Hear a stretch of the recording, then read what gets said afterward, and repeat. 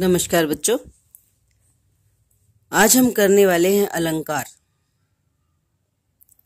अलंकार के भेद करने से पहले उसके अर्थ के बारे में जान लेते हैं। अलंकार का अर्थ होता है आभूषण, गहना, जेवर। और इसका महत्व क्या होता है, क्यों अलंकारों का प्रयोग हम करते हैं।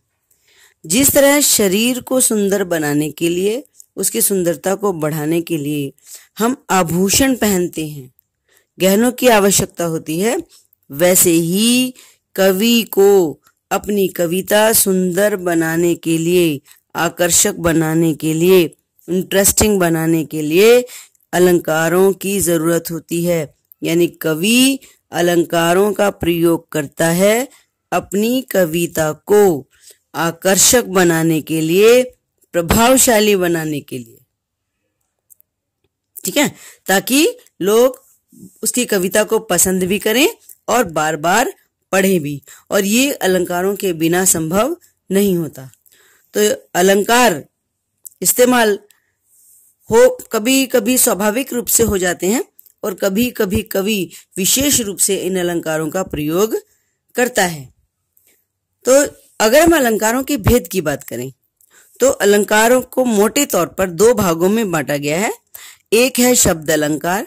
शब्द अलंकार जब आप अलग अलग करोगे तो शब्द जमा अलंकार और इकट्ठा कर दिया तो बन गया शब्द अलंकार। और दूसरा है अर्थ अलंकार। ठीक है, अब हम एक एक भेद के बारे में विस्तार से पढ़ेंगे। तो सबसे पहले हम बात कर लेते हैं शब्द अलंकार की। किसे कहते हैं शब्द अलंकार? जो अलंकार शब्दों यानी भाषा का सौंदर्य बढ़ाकर उसे आकर्षक बनाते हैं, या यूं भी कह सकते हो कि जिन अलंकारों का प्रयोग कवि भाषा को सुंदर बनाने के लिए, भाषा को आकर्षक बनाने के लिए प्रयोग में लाता है, उन अलंकारों को शब्द अलंकार कहते हैं। कौन कौन से होते हैं ये? आइए भेद देख लेते हैं। शब्द अलंकार के तीन भेद हैं। पहला अनुप्रास अलंकार, दूसरा यमक अलंकार और तीसरा है श्लेष अलंकार। अनुप्रास अलंकार के बारे में अब जान लेते हैं। जहां भी कोई वर्ण मतलब स्वर भी हो सकता है और व्यंजन भी हो सकता है, कोई भी वर्ण, स्वर या व्यंजन दो या दो से अधिक बार प्रयोग हो, आ जाए, दो बार होना जरूरी है, दो से कम नहीं चलेगा, इसलिए लिखा है दो या दो से अधिक बार प्रयोग हो, वहां पर अनुप्रास अलंकार होता है। तो इसकी जो पहचान है वो ये कि जहां भी कविता की किसी भी पंक्ति में अगर आपको लग रहा है कि कोई भी वर्ण, चाहे वो स्वर है चाहे वो व्यंजन है, अगर दो बार या दो से ज्यादा बार आ रहा है तो आप वहां कह सकते हो कि इस पंक्ति में अनुप्रास अलंकार है। एग्जाम्पल देख लेते हैं। रघुपति राघव राजा राम। अब देखो इसमें र र र र 4 बार आ रहा है, तो यहां पर वर्ण, क्योंकि र वर्ण व्यंजन है, 4 बार आ रहा है, इसलिए यहां पर अनुप्रास अलंकार है। नोट में भी लिखा है यहां पर र व्यंजन 4 बार आया है, इसलिए यहां अनुप्रास अलंकार है। दूसरा है यमक अलंकार। यमक अलंकार कौन सा होता है? जहां कोई भी शब्द दो या दो से अधिक बार आए। एक तो शर्त यह है कि यमक अलंकार में शब्द दो या दो से ज्यादा बार आता है। यमक अलंकार की एक और पहचान ये भी है कि जितनी बार वो शब्द आएगा, हर बार उसका अर्थ अलग होगा, भिन्न होगा। और जहां ये दोनों बातें लागू होती हैं, शब्द रिपीट भी हो रहा है और शब्द का अर्थ हर बार अलग हो रहा है, तो वहां पर होता है यमक अलंकार। ठीक है, एग्जाम्पल देख लेते हैं। काली घटा का घमंड घटा। अब इस वाली पंक्ति में घटा शब्द 2 बार आ रहा है, घटा शब्द रिपीट हो रहा है। तो यहां पर मीनिंग क्या है? काली घटा यहाँ पर जो पहला घटा शब्द आया है इसका मतलब है बादल। काली घटा मतलब काले बादल। का घमंड घटा, यहाँ घटा का अर्थ है कम हो गया। तो इस तरह घटा शब्द 2 बार आया है और दोनों बार अर्थ उसका अलग अलग है, इसलिए हम कह सकते हैं कि यहाँ पर यमक अलंकार है। पहले घटा शब्द का अर्थ है बादल और दूसरे घटा का अर्थ है कम होना। इस तरह यहाँ पर हो गया यमक अलंकार। तीसरा अलंकार है श्लेष अलंकार।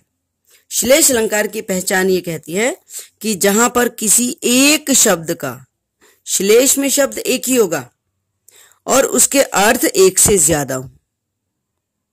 ठीक है, वैसे श्लेष की बात मैं करूं तो श्लेष शब्द जो बना है वो सरेश से बना है और इसका अर्थ होता है चिपकना। जो चिपकने वाला पदार्थ होता है उसको श्लेष कहते हैं और उसी से शायद इस अलंकार का नाम पड़ा है, क्योंकि एक शब्द के साथ बहुत सारे अर्थ चिपके हुए होते हैं। तो जहां ये स्थिति होती है वहां पर श्लेष अलंकार होता है। यानी हम ये भी कह सकते हैं जहां एक शब्द के साथ अनेक अर्थ चिपके हुए हों वहां श्लेष अलंकार होता है। उदाहरण देख लेते हैं। सुबरन को खोजत फिरत कवि व्यभिचारी चोर। अब यहाँ पर सुबरन शब्द आया है, एक ही है और उसी को अंडरलाइन कर दिया गया है। यानी सुबरन शब्द के एक से ज्यादा अर्थ हैं। कैसे कहती है, व्याख्या बताती हूँ। सुबरन को खोजत फिरत, सुबरन को खोजते फिरते हैं कौन कौन? कवि भी, व्यभिचारी भी और चोर भी। तो अब सुबरन शब्द का अर्थ हर एक के लिए अलग अलग है। कवि भी सुबरन खोजते फिरते हैं तो कवि के लिए सुबरन का अर्थ है सुवर्ण। सुवर्ण यानी सुंदर अक्षर। व्यभिचारी जो दुष्ट होते हैं, दुराचारी व्यक्ति होते हैं, उनके लिए क्या, वो क्या सुबरन ढूंढते हैं? वो सुंदर रंग की वस्तुएं ढूंढते रहते हैं। सुंदर वस्तु कोई भी होती है उसको ढूंढते रहते हैं। लेकिन जो चोर होता है, चोर भी सुबरन को ढूंढता है। तो चोर की दृष्टि में सुबरन क्या हो गया? चोर की दृष्टि में सुबरन हो गया स्वर्ण यानी सोना। ठीक है, अब बारी है अर्थ अलंकार की। अर्थ अलंकार का अर्थ समझते हैं सबसे पहले। किसे कहते हैं अर्थ अलंकार? जो अलंकार कविता के अर्थ यानी भाव को सुंदर व आकर्षक बनाते हैं वे अर्थ अलंकार कहलाते हैं। यानी कविता का अर्थ और भाव भी सुंदर होने चाहिए, तभी कोई कविता को बार बार पढ़ने का मन करेगा। ठीक है, तो कविता को दोनों तरफ से सुंदर बनाना है। बाहर से सुंदर बनाने के लिए शब्द, भाषा को सुंदर बनाने के लिए शब्द अलंकार का प्रयोग होता है, लेकिन कविता के भावों को सुंदर बनाने के लिए, उसके अर्थ को सुंदर बनाने के लिए अर्थ अलंकार का प्रयोग होता है। तो कविता के भावों को सुंदर बनाने के लिए कवि जिन अलंकारों का प्रयोग करता है उसे अर्थ अलंकार कहते हैं। इसके भेद की अगर हम बात करें तो अर्थ अलंकार के 5 भेद हैं। भेद बहुत सारे हैं अलंकार के, लेकिन आपके सिलेबस में जो अलंकार हैं उनके हिसाब से अगर मैं बात कहूं तो केवल 5 ही भेद हैं। पहला उपमा अलंकार, दूसरा रूपक अलंकार, तीसरा उत्प्रेक्षा, चौथा मानवीकरण अलंकार और 5वां अतिशयोक्ति अलंकार। तो ये हो गए भेद। अब हम एक एक अलंकार के बारे में विस्तार से चर्चा करेंगे। तो पहला लेते हैं हम उपमा अलंकार। उपमा, इसकी जो पहचान की बात करूं मैं, जहां उपमेय को कहते हैं विशेष्य और उपमान होता है विशेषण। यानी जहां उपमेय और उपमान में समानता बताई जाए वहां उपमा अलंकार होता है। अच्छा, दूसरी पहचान यह है कि उपमेय और उपमान के बीच में सा, सी, सम, सरिस, सदृश जैसे, इनमें से कोई भी शब्द अगर आ रहा है उपमेय और उपमान के बीच में, विशेषण और विशेष्य के बीच में, तो आप कह सकते हो कि वहां पर उपमा अलंकार है। दूसरी पहचान ये भी है, कई बार सा सी सम होता है, कई बार नहीं भी होता। तो अगर होगा तो इनमें से कोई शब्द होगा, आप लिख सकते हैं वहां पर उपमा अलंकार है। अगर न हो तब आप कैसे लिखेंगे? तब हमें क्या करना पड़ेगा? हमें यह देखना पड़ेगा कि जो विशेषण और विशेष्य है, कभी कभी सा सी सम नहीं होते हैं तब भी उपमा अलंकार वहां होता है। और इसके लिए हमें पहचानना क्या है कि विशेषण यानी जो उपमान है वो पहले आएगा और विशेष्य होगा बाद में। सारे अर्थ अलंकार में दो मेन हैं, उपमेय और उपमान, यानी विशेषण और विशेष्य। उन्हीं पर सारे अर्थ अलंकार चल रहे हैं। तो यहां पर एग्जाम्पल देख लेते हैं। पीपर पात सरिस मन डोला। अब देखो सरिस शब्द आ रहा है, पात पत्ते को कहते हैं, पीपल का पत्ता, और इधर है मन। तो इधर है विशेष्य जिसकी तुलना कर रहे हैं, और मन मन से कर रहे हैं। तो यहां पर मन की तुलना हो रही है ना, मन डोल रहा है कैसे, पीपल के पत्ते के समान। तो यहां पर सरिस आ गया है, ये आसान है आपको पहचानना। सरिस आ गया, पीपल के पत्ते के समान मन का डोलना। लेकिन सरिस शब्द के कारण उपमा अलंकार है। पर अगर एक एग्जांपल ऐसा भी बताते हैं जिसमें सास ही सम नहीं आएगा। हरि पद कोमल कमल से। अब देखो इसमें से तो आ रहा है, इससे भी पहचान सकते हो। पर कोमल कमल, कोमल विशेषण है और कमल विशेष्य है। ठीक है, तो जहां भी विशेषण पहले होगा विशेष्य बाद में होगा, वहां ही उपमा अलंकार होगा। और यह स्थिति तब होगी जब वहां पर सा सी सम नहीं है। एग्जाम्पल कम आते हैं मगर कभी कभी आ जाते हैं, परेशान करते हैं, इसलिए आपको इस नियम को भी याद करना होगा। ठीक है। अर्थ अलंकार में जो दूसरा अलंकार है उसका नाम है रूपक अलंकार। और इसकी पहचान ये कहती है कि जहां भी अत्यधिक समानता के कारण, यानी विशेषण और विशेष्य में बहुत ज्यादा समानता हो, इतनी समानता कि आपको दोनों एक जैसे लगे, उनमें कोई अंतर ना हो, उनमें कोई अंतर करना मुश्किल हो जाए, एक रूप लगे, वहां रूपक अलंकार होता है। ठीक है, इसमें क्या होता है, इसकी अगर पहचान की बात करूं तो विशेषण और विशेष्य के बीच में हाइफन लगा होता है। ठीक है, और दूसरी बात, इसमें विशेषण पीछे होता है। उपमा में विशेषण पहले था और रूपक में विशेषण बाद में है। तो यही इसकी पहचान है। एक तो हाइफन इसकी पहचान है और दूसरा इसमें विशेषण पीछे होगा। तो एग्जाम्पल देख लेते हैं। चरण कमल बंदो हरिराई। चरण कमल ये विशेष्य है और कमल विशेषण है, तो विशेषण पीछे हो गया, रूपक अलंकार है। एक और है, पायो जी मैंने राम रतन धन पायो। अब राम रतन धन पायो, राम रतन, ठीक है, राम रूपी रतन धन, तो यहां पर ये विशेष्य है और ये इसका विशेषण है। तो विशेषण अगर पीछे आता है वहां रूपक अलंकार होता है। तीसरा जो अर्थ अलंकार की हम बात करें तो वो है उत्प्रेक्षा अलंकार। जहां उपमेय में यानी विशेष्य में उपमान की विशेषण की संभावना बताई जाती है। संभावना का मतलब होता है कि हम जैसे अंधेरे में हम रस्सी को सांप समझ लेते हैं, ठीक है, भ्रम पैदा हो जाता है, संभावना होती है, तो वहां पर उत्प्रेक्षा अलंकार होता है। दूसरी पहचान यह है कि इस संभावनाओं को व्यक्त करने के लिए कवि अक्सर मानो, जानो, मनु, जनु, मानहु, जानहु और ज्यों इनमें से किसी शब्द का प्रयोग करेगा। यानी यूं कह सकते हो, जहां भी कहीं आपको किसी उदाहरण में ये इनमें से कोई शब्द मिलता है, आप वहां पर बता सकते हो कि यहां उत्प्रेक्षा अलंकार है। जैसे उस काल मारे क्रोध के तन कांपने उनका लगा, मानो हवा के जोर से सोता हुआ सागर जगा। मानो शब्द आ गया, उत्प्रेक्षा लिख दो। ठीक है ना, क्योंकि बताया हमने संभावना बताने के लिए। यानी जब अर्जुन को अभिमन्यु के वध का समाचार मिला तो क्रोध के मारे उनका तन, उनका शरीर इस तरह से कांपने लगा मानो कि हवा के जोर से, हवा के वेग से शांत सागर में ऊंची ऊंची लहरें उठने लगी हों। तो मानो शब्द आ गया है। ठीक है, और चौथा है मानवीकरण अलंकार। जहां प्राकृतिक क्रियाओं का वर्णन, जहां प्रकृति का वर्णन मानव के रूप में हो।